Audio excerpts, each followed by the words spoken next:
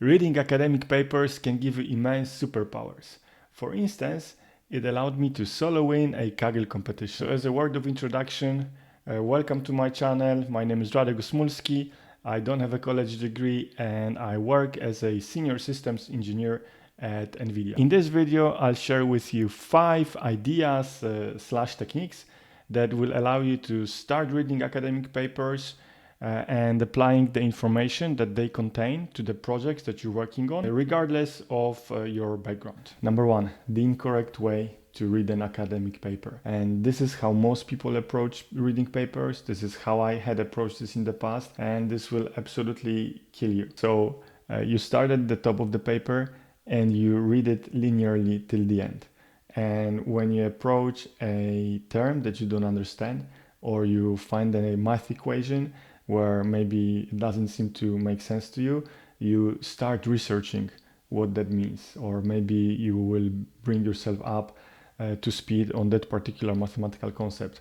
And this is an absolute amazing waste of time, because to understand some of the concepts, it might take you hours or days or weeks, and not necessarily because the concepts are hard, because it's so very hard to find where the concepts are explained.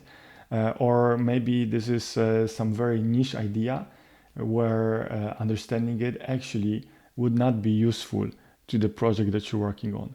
So this is the approach that I hope that you will not be taking going forward after listening to this video. But before we discuss how to read an academic paper, we also need to understand what papers are. So papers are not written so that they can bring an outsider up to speed in a given domain. No, think of maybe 70 or 150 people who work in a given field, and by field I mean a small subdomain of computer vision or NLP. So it could be something like named entity recognition, or something even narrower. And these 150 people spend their academic career working on that problem. And they write papers, they meet once a year at the conference. Maybe the conference is in the United States, or maybe the location of the conference moves around the world, who knows? But essentially it's a small, tight-knit group of people, and they talk to each other, they share history, they've been reading papers in the domain of their interest for the last 20 years. And there is a lot of jargon that accumulates over time, and also certain terms that in an adjacent subdomain might mean something completely different within that group of people. And if somebody is entering that field of work in academia, they have their advisor, they have their colleagues, where they soak in all that information. But you, coming from outside, just pulling up a paper on your computer, you don't have that. So you have to work in a way that will keep you productive while addressing this lack of background. So technique number 3, what is the first thing that you should do when reading an academic paper? Well, you should first read the abstract, right, to get a general idea of what the paper is about. But maybe read the introduction next, or maybe scan through it. But after that, in the section number 2 and number 3, the middle section, very often this is the part that you should initially skip.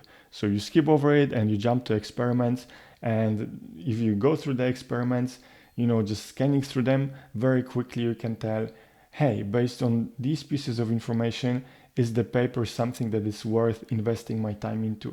Is the paper something where I will benefit from, my project that I'm working on will benefit from me investing the time to disentangle all the overloaded terms and maybe the ideas and the concepts that the authors skipped explaining because of lack of space, that they assume that is common knowledge. The question you want to answer is whether addressing the quirks of the paper is worth it based on the results that you're seeing. And taking this approach, instead of being stuck on a paper for days, you can scan multiple papers in an hour or or 2 hours, and we're talking about maybe 5, 7, 10 papers. And from that you create a short list, and only then, as a second phase, you potentially invest your time into going deeper. But that's not certain as well. So you want to be a very harsh judge of the paper, and if something seems off, discard it, throw it away, and focus on the papers that are really the good stuff, which is papers that are relevant to what you're working on. Number 4 is a metaphor for thinking about academic papers that can be very helpful to you. Think of them as onions or as Shrek, so as you keep peeling the layers, you are thinking of whether that paper is something that you want to be spending your time on. And there's no point jumping straight to the core. You have to go through each layer. In that approach, you build your intuition, which is not only helpful for establishing whether the paper is something worth investing your time into, but will also be useful to you once you read similar papers, or once you jump to reading the core of the paper. So technique number 5 is starting with a working implementation or a blog post. Many papers have associated blog posts, which are written for humans to be understood, often humans from outside the field, and they're an absolutely great way for building your intuition. And likewise, there might be a lightning talk associated with a paper, 5, 7, 15 minutes of the authors speaking about the paper, maybe showing results of experiments that they didn't cover in the paper for lack of space. So definitely make a habit of checking this out before you jump into the nitty-gritty details of a paper. And if you do decide to understand what's going on at a very deep level so that you can implement the paper in your own work, seek out code that already does the work for you and that hopefully demonstrates that the work can be reproduced. I don't want to go into the details because that is a separate story in its own right, but in my work I have encountered papers that have completely misrepresented the results that they were getting, that I was able to pick up on looking at the code that the authors shared. I have come across papers where in private conversations with the authors of those papers, I was told that, yeah, we wrote this in the paper like that, but actually we did something slightly different. All these things can happen. And if you have an implementation that works, where a third party or the authors themselves share the work that they did, and the code achieves the results that are claimed in the paper, then you're golden. This is what you want to use in your work. And it's okay if you don't want to live that code directly because maybe it's in TensorFlow or maybe it's a more complex repository. Doesn't matter. Ideally, get the code to run on your computer and then step through it line by line to understand exactly what is happening, because this is the ultimate source of truth. Okay, thank you so much for listening. If you enjoyed the video, please subscribe. Also on the screen you will see one of my other videos that also focuses on explaining core machine learning concepts. If that's something of interest to you, please give it a watch.